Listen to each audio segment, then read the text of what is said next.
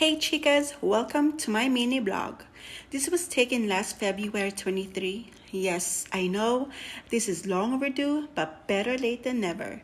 This was on our way to Terminal 3 and our destination, Osaka, Japan. Time check was around 2:30 a.m. and our flight was around 8:30 a.m. Early, I know. We just wanted to prepare ourselves for the long line, and of course, almost everyone's been dreading the immigration.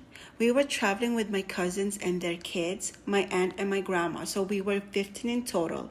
We all live in the same village but decided to meet up in the airport instead.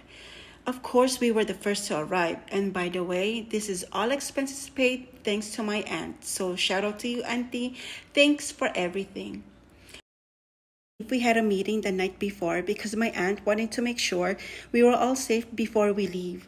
So she handed out COVID tests, a 100 ml bottle for alcohol, and extra masks because chicas, COVID still exists.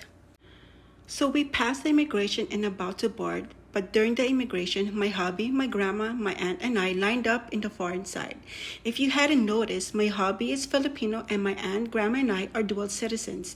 The three of them were together under the same IO, and I was assigned to a different IO.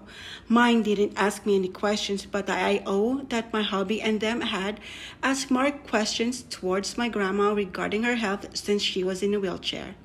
Chica's my grandma just turned 92 years old and she's healthy as a horse. One of the main reasons why we're together in this trip is to celebrate her birthday. If you're planning to go to Japan, make sure to register in Visit Japan web for the QR code for immigration and customs and upload your vax cert for a smooth process when you arrive. We decided to take the subway going to our accommodation in Nipponbashi. I think it's a 2 to 3 train rides away and it took probably an hour to get there. Once we got to Nipponbashi, we just walked around 15 minutes to our hotel. I'm not a fashionista and I dress for comfort, so make sure to wear comfortable shoes because there's going to be a lot of walking. I think I did 12 to 22,000 steps a day during our 1 week stay.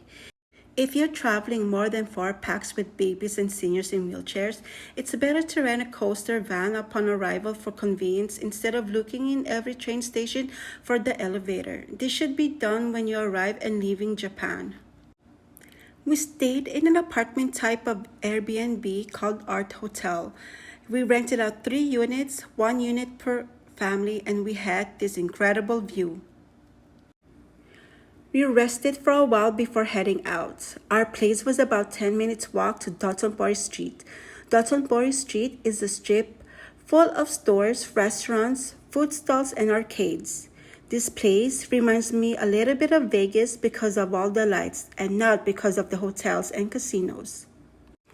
Now, Shinsaibashi is a shopping center consists of branded stores like Charles and Keith, Tommy Hilfiger, H&M, GU, Uniqlo, and a lot more.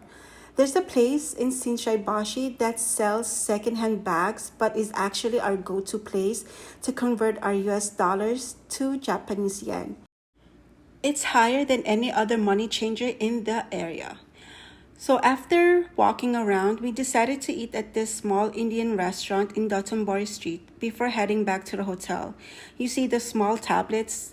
Yeah, that's where we order food from, and that's how it is in most restaurants in Japan. Well, that's it for now. Laters!